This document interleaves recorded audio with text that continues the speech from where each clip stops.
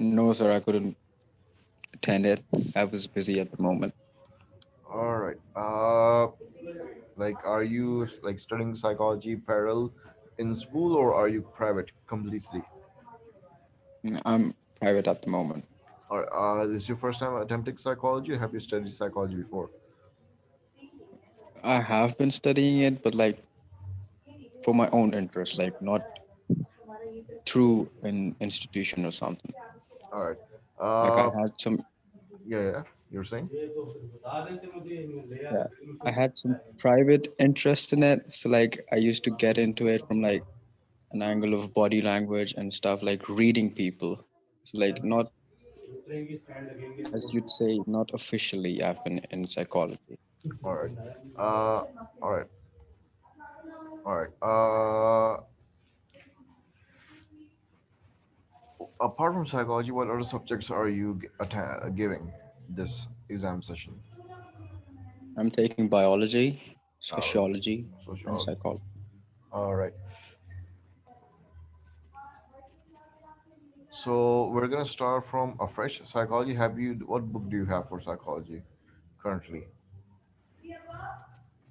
So I was thinking that you'd be recommending me some, because All right. So in I the don't. market, there's two books by one's by Oxford, right? But Karachi.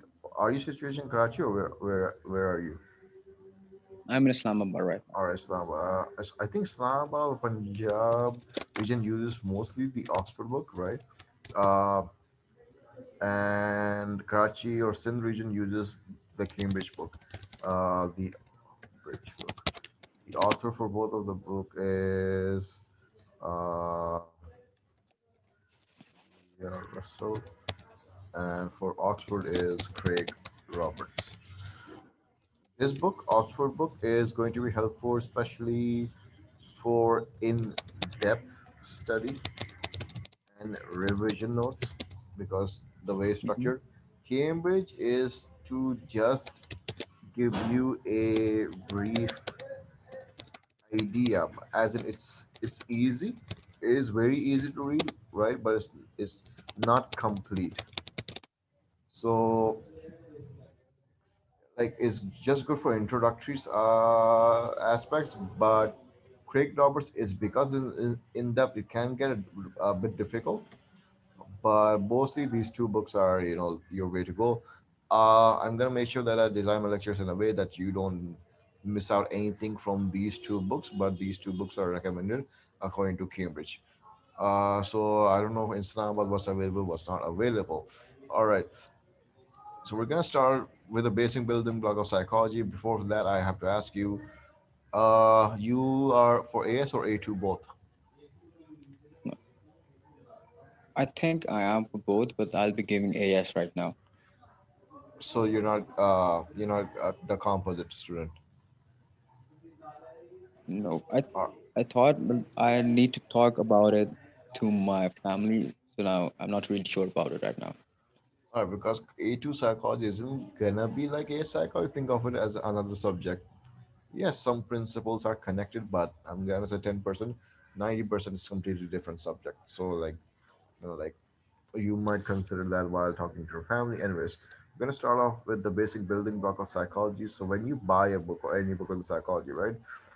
For AS Mm, psychology, what's gonna happen is you're gonna have 12 experiments, right? And these 12 experiments are very famous experiments. And AS psychology is all about they're gonna quiz you details of those experiments, as in what happened, what were the results, how many people were involved, what they find out, things like that. So think of it like 12 different what you can studies or 12 different articles that you're gonna have to read, and they're gonna quiz you on those details. So that's mhm. paper one. In AS, you're gonna have paper two. In paper two, uh, it's gonna be known as research methods. In paper two is all about you creating, evaluating, and analyzing, and yeah, creating researches on your own, and basically reading a brief paragraph of a research that you have never read before and extracting information from it, and obviously answering questions of the research that you have studied. So there's three aspects: creating your own research, evaluating an unseen research, and evaluating a research that you have studied before. Once we get to past papers, it's going to become much more clearer. So we're not going to start from paper one as in for now, because we're going to start from paper But two. Because if you don't know your research methods, you won't understand the vocabulary for all the 12 AS experiments. So you need to understand the vocabulary, you need to understand the building block of psychology. So that's why we're going to start off with research methods, basic concept of what frames a research, what is research actually consisting of. Make sense? yes, sir. All right. If any point in time you don't understand, you can stop me and ask me a question. There's no problem. So Uh, can we take a moment what? because can we take a moment because there's the call to prayer in your background? Yeah, sure, no problem.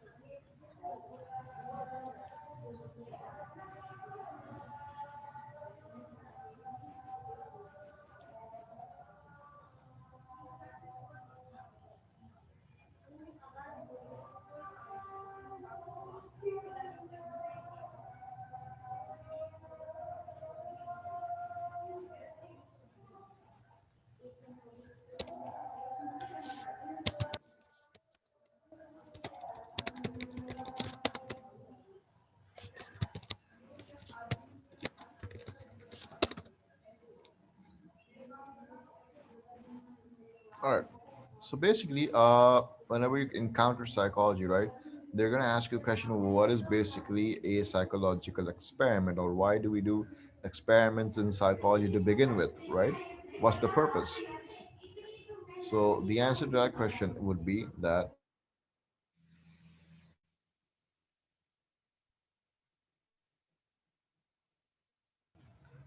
all right. So the reason for that is basically finding out the cause and effect. As a, you want to know the reason as to why things happen, right? That makes sense. That's the reason why every single experiment is being conducted. Now, in psychology, we're not gonna say cause and effect. We're gonna say very specific word: dependent variable and a dependent variable. The cause is gonna be known as the independent variable, and the dependent variable is gonna be known as the effect. So same thing, but a proper scientific language. Now, if I say that in psychology, I want to find out what independent variable causes the dependent variable, that's going to make sense. For example, let's take a psychological experiment. I want to know whether, let's suppose that divorce of parents, whether it causes depression. So in this scenario, the divorce would be the IV as an independent variable, and and depression would be known as the DV or the effect. Simple psychological experiment. So basically, you need to be familiar with what's actually the IV, what's actually a dependent variable, cause and effect. That makes sense. Yes, sir. All right. So So, like, what would be the major differences between independent and dependent variables? all right, Like, can I get like 3 points on it? all right. We're getting to that. That's a good question. See, whenever you do an experiment, right? A proper experiment has few criterias. So there's a difference between a demonstration and experiment. For example, a guy comes to you, right? He introduces a machine that can do things to you, and he shows it. He shows you how it works. That's a demonstration, right? Experiment would be comparing it with something else, right? And see which is better. So basically, a psychological experiment is something similar, but a complete full description of psychological experiment is uh, an attempt to find out. Now I'm gonna introduce a few key variables to find out the causal relationship between IV, short form, EV while keeping extraneous variables in control. Or you can say while controlling extraneous variables, doesn't matter how you phrase it. Control. All right. So difference between IV and DV. First of all, to explain that, I need to explain you the entire definition of this sentence. Now, if you understand the if you understand the IV as the cause and DV as the result, you're gonna Mm, understand this principle aspect as well. All right. So in real life, if you go outside, right, there are many factors at play. And for example, a divorce could cause depression, but bad socioeconomic status could also cause depression. Death in the family could also cause depression. That person might be genetically influenced by depression. So there's many factors, right? mm, So what's gonna happen in real life is there's so many factors that's going to cause depression. Now I'm gonna replace the word factors by variables, and then I'm gonna use the word variables to define factors. So I'm gonna clarify it so there's no confusion. So depression in real life can be caused by multiple variables, be it divorce, be it death in the family, be it whatever, etc. So I'm gonna just say someone's death and someone's, like, you can say, low self. So in real life, if a person comes to us with depression, right, it's possible that he's being affected by all three of these at the same time. As psychologists, that's going to be difficult for us because we want to know why depression happens exactly, for what particular reason. I don't want three reasons, I want one reason. I need only one reason, I don't want three. But in real life, it's very difficult to do that. So what I'm going to do, I'm going to conduct an experiment to find whether divorce alone, whether it causes depression or not. And to do that, I'm gonna make sure I control or I consider other extraneous variables, as in factors that I don't need but do exist, factors that are extra but do exist. So extraneous variables, if you understand, are extra variables that I don't need but will impact my results if I don't do anything about it. Is extraneous variables clear? so what we are going to do is that we're going to be focusing on one thing and leaving the rest of them aside, right? That's the idea. That's the idea to uh, otherwise, yeah, that's the idea to do an experiment, because in experiment we can actually make an attempt to sideline the extraneous variables. So are there experiments in which we can like target all three of them and we can like in result we can get the most prominent one? The most prominent. All right. So there's a difference between finding the most prominent one and finding a prominent one. When you Hmm. say finding the most prominent one, you are considering to compare them with other possible prominent variables, right? Hmm.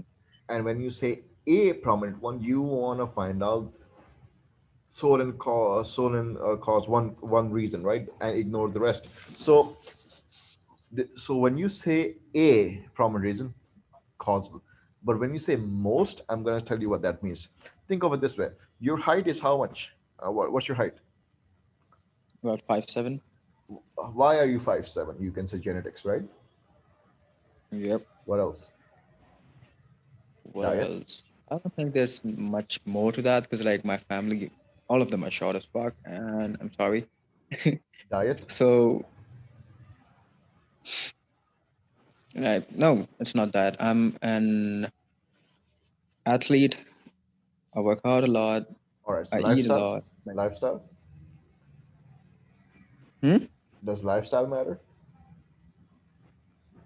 Kinda. Of All right. So course it does. lifestyle, genetics. Is it possible the type of food you got? It could be Could be, right? my mental state though. All right. And what was the last thing you said? I said it could be my mental state, like All right, four stresses and things. anxieties, Four things, everything. right? Your mental state could affect your hormones and it could affect your growth, right? Yep. All right, so four things now. Realistically, every single thing that you have told me exactly does play a role in why is your height 5'3", right? No factor can be sidelined, right? Make sense? No, it's 5'7". 5'7". So like every single factor make will play a factor on in why you're 5'7", right? Hmm. All right. Now, what I'm going to do is look at every single factor and find out in percentages of how much stake does every single factor accounted for. Maybe genetics was 90% and the other were 2, 3, 5, right? Hmm. And if we do that assessment where we consider every factor and find out how much role does it play in your height, then we're not finding causal relationship because we're looking at multiple causes, right? Hmm. We're finding a correlational relationship as you're gonna find out how much that one factor correlate with your height. So in correlational relationship, we don't come down to one cause. We find out what's the most affecting variable. Okay. But in causal relationship, we don't consider every single variable. We want to ignore the rest and focus on one variable, and we want that answer whether this particular variable causes you to be 5'7", 100%, not 90, not 95, 100%, and that's causal. So if I were Okay. to study genetics, what I'm going to sideline every single factor that you just described me other than genetics, because my aim is causal relationship. I'm gonna make sure genetics accounts for 100% of you being 5'7", Hmm. not 95, not 90. So that's what causal relationship means. How will I do that? Basically, what I will do is I'm gonna take all many people who are 5'7", right? I'm gonna take many people, and my idea is genetic is going to cause them to be 5'7". So what I'm gonna do, I'm gonna call many people who are 5'7". I'm gonna give them what you can say different diets, right? I'm gonna give them different diets, not the same as you, different diets. I'm gonna Hmm. give them, or I might invite people who are 5'7". Some of them might be depressed patients, some of them might not be depressed, right? Mixture of people. So I have different Okay. people of mental states. I have people having different diets, and apart from that, one more factor I can do is I might give them different lifestyle activities, right? But Hmm. I'm gonna take all of them from your family. I'm gonna make sure every single member in my experiment who is 5 is from your family.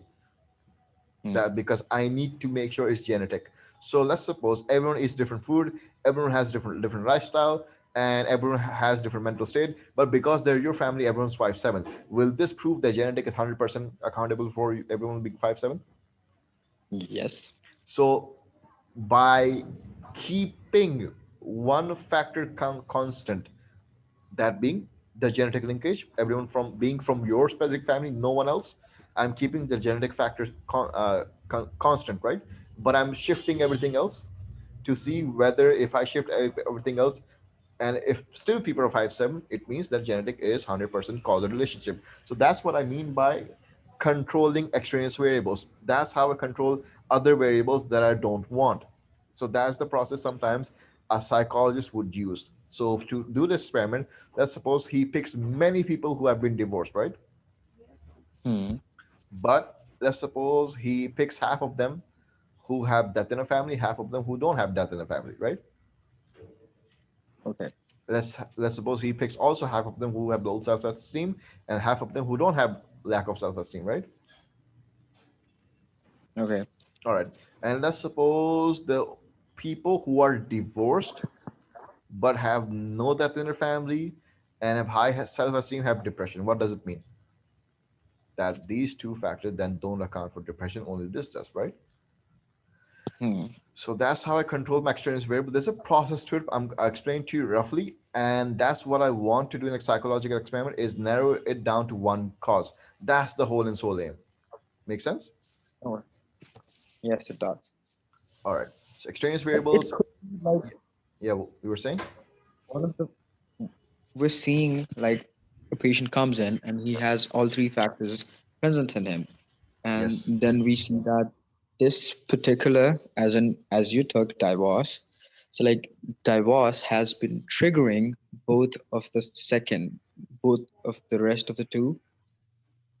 All right. So what would That we be dealing, like how would we deal him or all her? right. Realistically, that does happen. That divorce could cause other factors, as in we might be you're saying that. See, could be that divorce is an IV, right? And dependent variable, the DV could be depression and lack of self-esteem, and Hmm. uh, what you call, as a That lack of self-esteem, right? So one DV could have multiple dependent variables. It is possible. It is okay, possible to do that. But to make it easy, I think your syllabus focus on one to one. One cause, one effect. One cause, one effect. okay, Right? So you understand what's extraneous variables? Variables that we need to control and we don't want. yep. All right. Few more things. So that's extraneous variable clear to you. Causal relationship clear to you, as in 100% linkage between IV and DV. You asked a question, what does IV and DV mean? Well, there are few signs of what is an IV. See, experiments are going to be artificial setups, right? Because in real life, I told you many things occurs at simultaneously. You cannot be sure, right? You cannot be sure. Yep. So we're gonna, so in psychological experiments, we construct an artificial setup to make sure we can control variables. How do I do that? Let's suppose I'm gonna conduct another experiment, exam performance. I want to see whether temperature causes exam performance to increase or decrease. So hot temperature, exam performance, what happens is gonna give me a result, right? And I'm gonna compare that with a cold temperature setting, right? I want to know which temperature is ideal for a exam performance, right? Now, what are So now other what we'll do factors? is we'll take like Yeah, 50 yeah, students and we'll like separate them 25 to 25. exactly, exactly. We'll, But what are other factors that I need to be sure that could affect exam performance that I have not considered yet, other than temperature? it could be the previous performance of of those particular students, What you're saying is basically their own like the IQ. average. All right, so I'm gonna make sure that every single student I pick is of the same caliber, right? Yeah. All right, what else? Students' own caliber, light setting, Hmm. how much sleep they got previous night, That could affect which as well. school they studied from, what teacher they studied from, uh, The hard whether work. their how much effort. I think that goes into their previous results, but we can consider Yeah. that. So there are multiple factors. If I turn a blind eye, if I do this experiment directly, I get a result. I might be convinced, oh look, cold temperature yields me better result. But in reality, there's something else going on background that I did not consider. So I need to consider every single factor that I can think of that might affect students' exam performance other than these two, right? So I need to control them. Make sense? Yep. And the only way to control them is I'm going to create an artificial setup where the lights going to be same, the students are going to be invited one day before, going to get same on sleep, same food, same preparation atmosphere, same teacher is going to prepare them. I need to make sure everything is same. Only different factor is what? Temperature. And the only way to do this is an artificial setup, right? Hmm. So that I can control extraneous variables. All right. Question for you. The temperature that I'm going to put the students in, right? Is it going to be introduced by me, or is it going to be present in the natural environment by itself? Obviously, it will be introduced by you. All right. So an experimenter manipulates the IV always. The IV is something that is always going to be manipulated or introduced by the experiment themselves. And Okay. the DV, which is exam performance, is always going to be measured.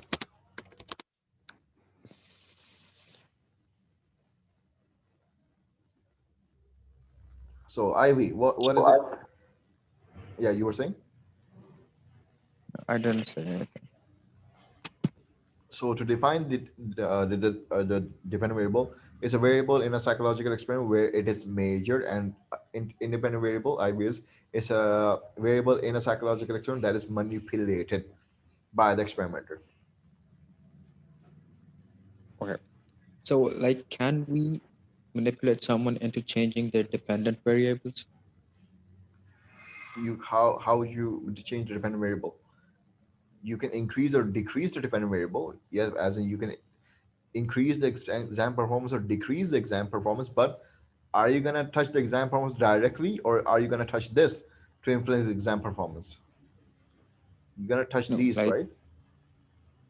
yes, So again, you're manipulating the IV to impact the DV. See, DV is dependent variable. What is exam performance actually dependent on? These, right? yes, So the name itself gives it away that dependent variable is dependent on the IV for it to be impacted. Independent variable, anything you do to it, it won't affect it, right? It won't. If I change the temperature to hot, all right, so what? It's not gonna get impacted. This is gonna get impacted. Whatever I do here, the consequences are gonna occur here, right? yes. So cause and effect. This is the cause. This is the effect. Make sense? It does. All right. Is the definition for IV and DB clear to you? Yes, sir. All right. So I'm gonna give you a sample statement, as in, let's suppose uh, gender impacts exam uh, mathematical performance, right? Okay. What's the IV? What's the DB?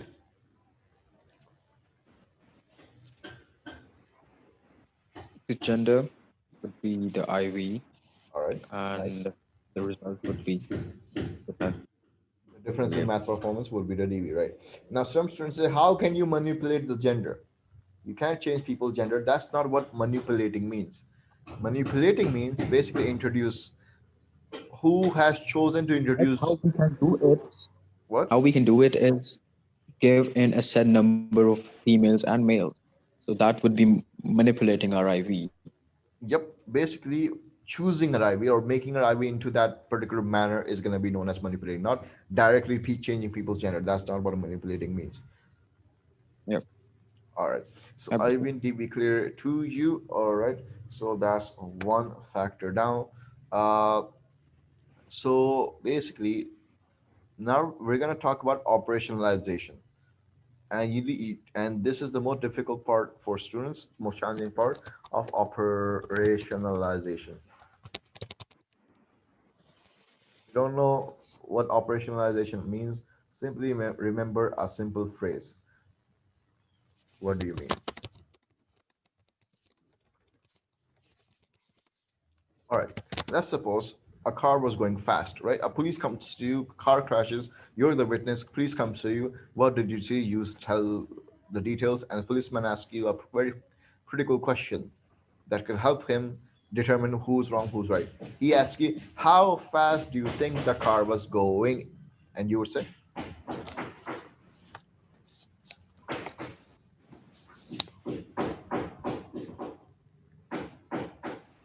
what would you say? What I'd say is giving off, however, I saw that car coming in and how it crashed. I just gave in a rough estimate of how fast the car would be going on, Which is, which is, let's just say, 65. all right, nice. Some people say, I'm gonna Drag it down. You said 65, right? Yep. All right. I was going. Now your answer is same as. All right. Now someone tells a police officer it was going very fast. They could say this sentence, right? It's very common. Yep. How fast the car was going? It was going very fast. Is this helpful? Not really. All right. You said 65. It is helpful, but you didn't specify the units. Kilometers or miles? Would be miles per hour. All right, now it's specific. Why? Because a policeman can know what's the street limit for this. What's the speed limit for this street? How fast the car was going exactly. There you go. Who's the culprit? If the car was overspeeding, that's the bad guy. Now, if you say it was going very fast, that's gonna be vague. So operationalization mean is we're gonna make things very very specific. We're gonna basically Okay. operationalize our variables as an IV and D. We're going to operationalize both of them. So look at the last experiment we discussed about temperature, right? Hot temperature, exam performance, cold temperature, exact exam performance. That was a very badly phrased IV. You need to operationalize what do you mean by exam performance. You need to operationalize what do you mean by temperature. What would you say? I would say that said degree of temperature would be giving a said type of exam performance, as in like above 90 degree of temperature How gives much? 195, 9,000? 90-degree Fahrenheit Hmm. temperature gives you better results, better exam performance rather than below it. What do you mean by good, better exam performance? What's good for you? 70 marks, 60 marks? I don't know. Above 80. All right, above 80. All right, all right, all right. So what you're saying is 90-degree Fahrenheit would give me results above 80. Now, when you say good, it was very vague, but now you have criteria good by saying above 80. Now it's very very specific. So let's suppose you go out somewhere, you have a junior colleague and you need him to conduct an experiment, and but if you leave it vague, right, the junior colleague would like then get confused. My senior said is going to give me good results but didn't specify what's good, so he's going to give in his own estimates, right? He's gonna think what's good by his own terms. But now you said about Beatty, there's no question what she should do. He is very specifically instructed now, right? Yes, he is. So that's how operationalization helps, as in it helps people to copy your experiment if they want to do it in their house. Think of it as specifying the recipe. Add sugar. How much sugar? No one tells you. The recipe is going to be disaster. Exactly tell you how much sugar. That's going to be helpful to other people as well. So exactly how much temperature should I keep in the hot condition? Exactly how much temperature should I keep in the low condition, cold condition? You need to specify that so that other people can do it if you're not around. Make sense? Yes, sir. So that's operationalization as. So gender can be operationalized by gender labels. Age can be operationalized by giving a specific age. Uh, some things cannot be operationalized. What do I mean? Bright colors, dark colors. Now you cannot say this in quantifiable terms, right? So in that scenario, you're gonna have to say very specific colors, Okay,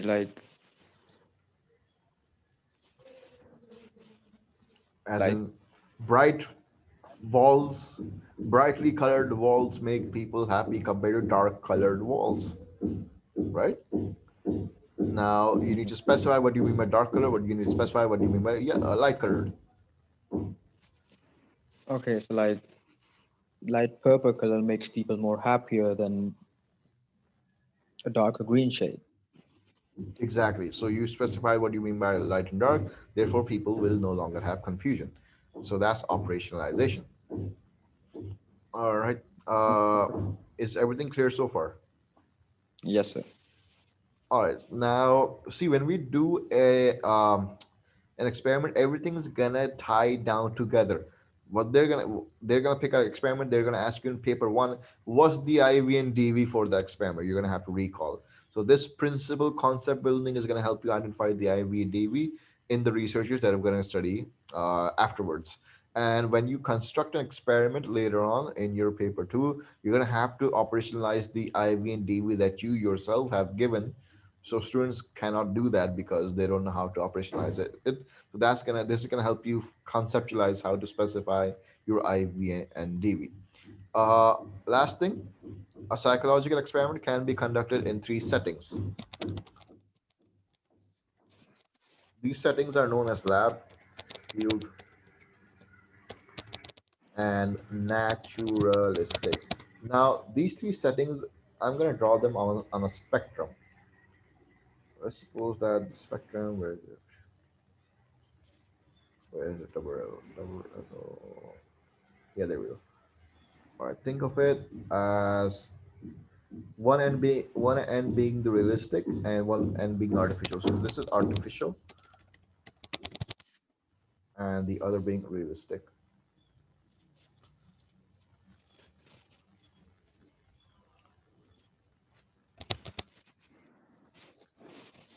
All right, so I'm not gonna write full forms of it. Field, lab, and naturalistic. So I'm gonna write only the first letters for field, lab, and naturalistic. So this is gonna be lab.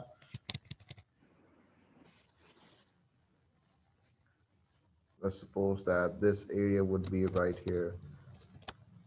Somewhere in the middle would be field, and right at the very end, full realistic is gonna be naturalistic. All right, so why are they on a spectrum and why is naturalistic the most realistic experiment out there? Well, to simply put it this way, see, lab experiments, let's suppose you're given an experiment and you go to a lab.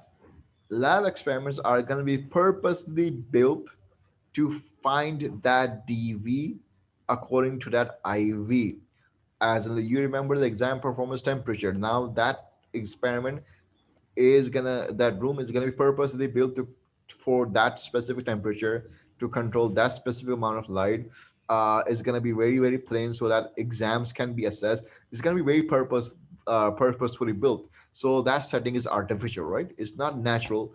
It's not gonna appear naturally in the environment. I have to construct it myself, and when I construct it myself, I'm gonna make sure that the room has white colored walls so that it doesn't distract students. I'm gonna make sure that both hot and cold rooms have the same color walls, have the same light, have the same noise setting. Nothing else interferes other than the temperature. So, am I controlling other extraneous variable by creating an artificial setting? Yes. So, the bad thing about lab experiment is super artificial, and hence the one thing suffers.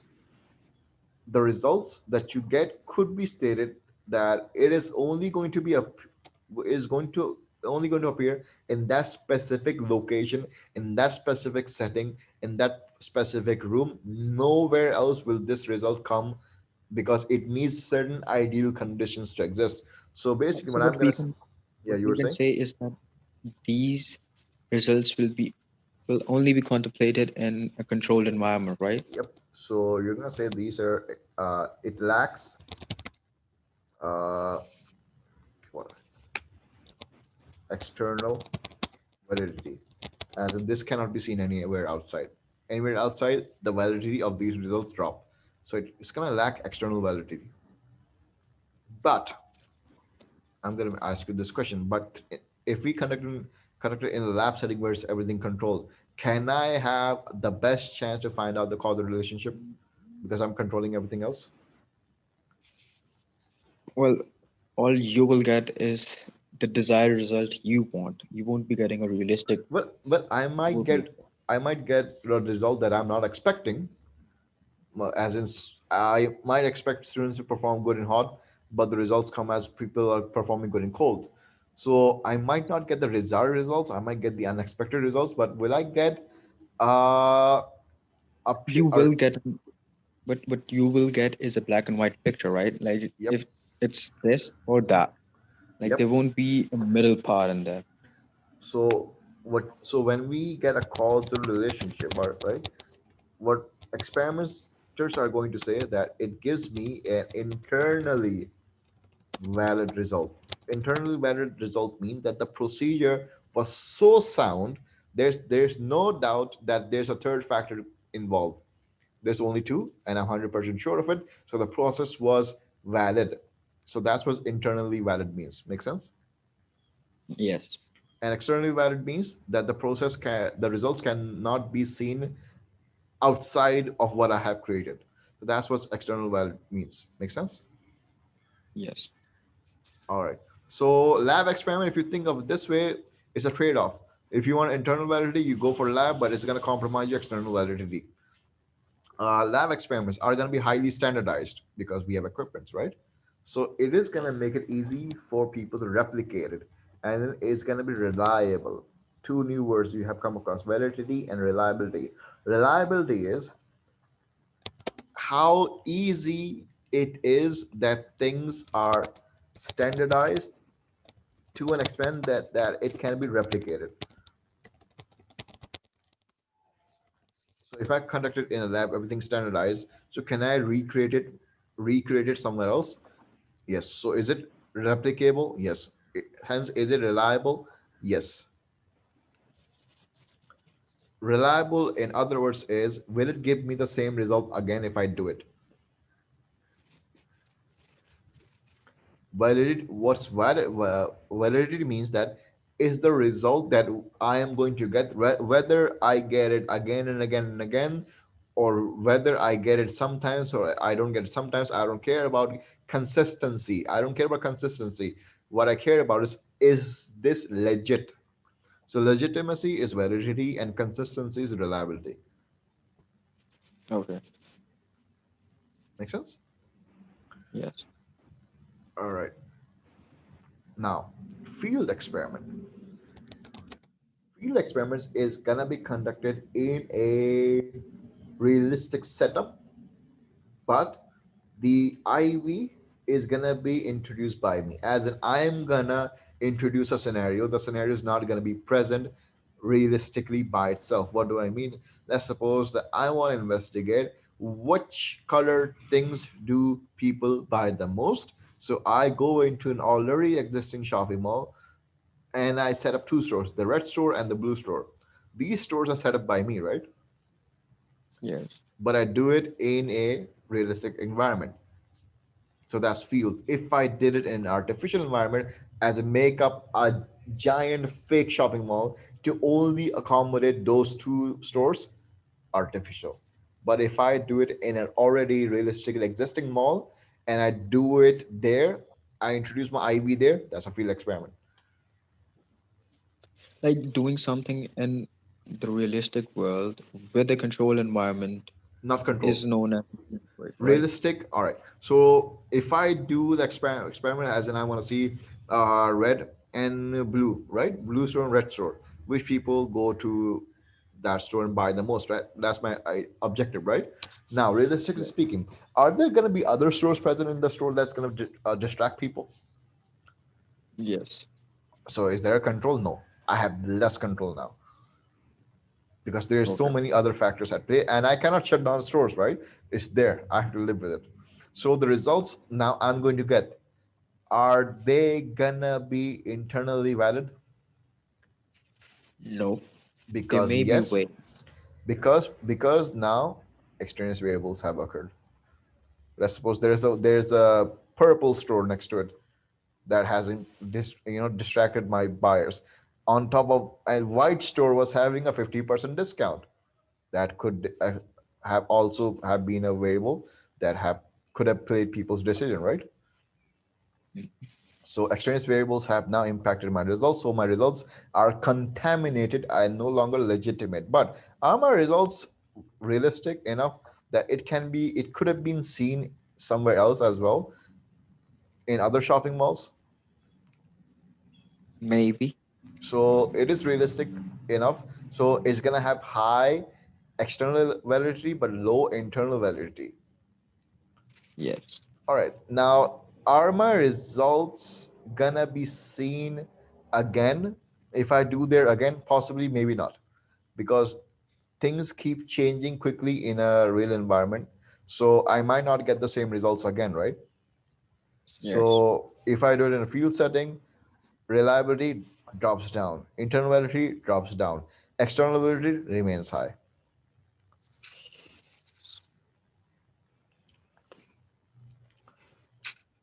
Question for you.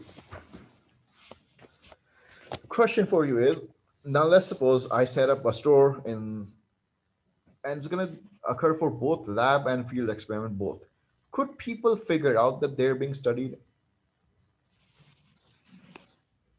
Possibly because they're being watched. or is it going to influence their behavior? Hmm? Is it going to influence their behavior? Yes, because they would be inclined over which store is getting more sales, and they'll be getting in there to see what's there that the other store doesn't have. So, like, that store would be having Exactly. more sales. So their behavior won't be natural, right? It's going to now be influenced by them knowing that they're being watched, right? Yes, So the entire phrase that I just said, them being influenced that they're being watched, is a mouthful. So the shorter version to say it is demand characteristics. People acting differently than what they would do normally because they're being watched. That's demand characteristics for you. It can occur in a lab setting. Obviously, they know they're in a lab, so they know they're being studied, so they might not react normally, right? hmm, And in a field setup, if they know that this experiment in a real life setting, they might catch on, and then they might not react like the way they would have. So again, the results that I get, are is it gonna be legitimate, or is it gonna be biased? they're definitely going to be biased. So internal validity again drops down because of demand characteristics. Yes, All right, let's now the last experiment field is naturalistic. Naturalistic is the most realistic experiment, and now you're gonna ask, why is it different than field? Both of them occur in a realistic setup, right? The only difference yes, is in the naturalistic experiment, the experimenter will never introduce an IV. He's gonna sit back and observe what's ever happening naturally. Think of it as National Geographic watching a lion. okay, But if the National Geographic people, like introduce a goat in the field in front of a lion, that's field experiment. hmm, If they don't do nothing, sit back, see things how they occur naturally, that's a naturalistic experiment.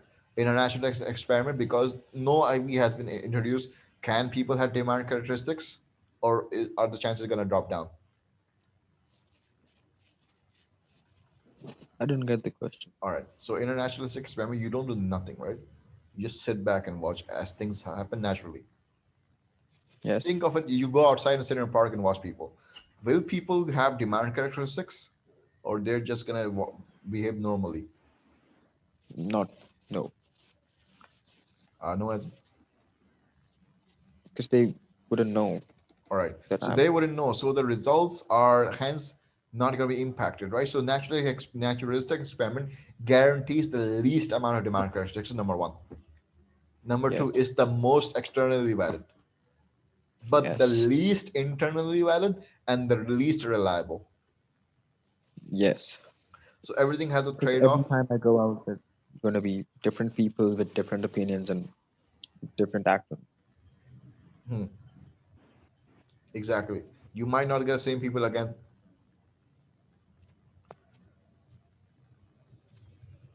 So these three setups or settings are in your syllabus, and every single setting has its own advantage and disadvantage.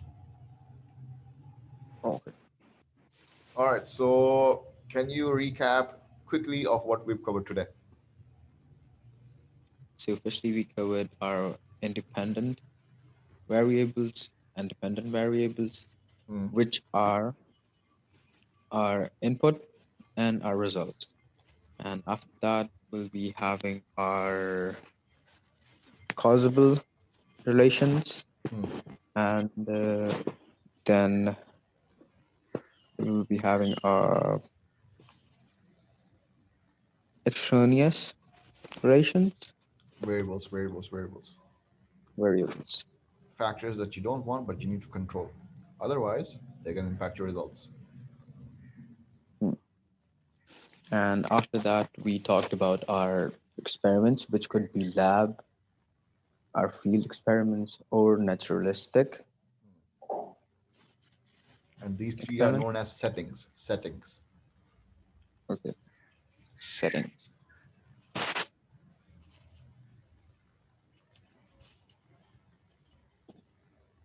And every one of these settings has its own advantage and disadvantage.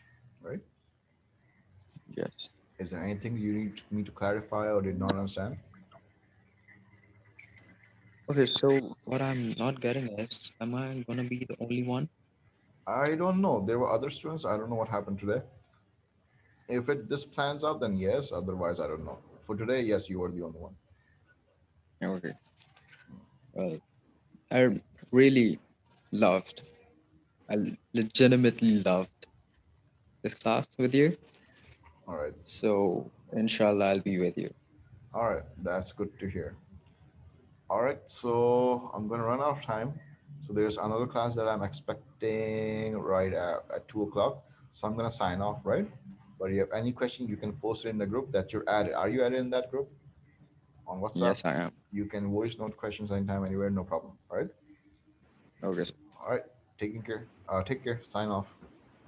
Allah Hafiz. Okay. Allah Hafiz.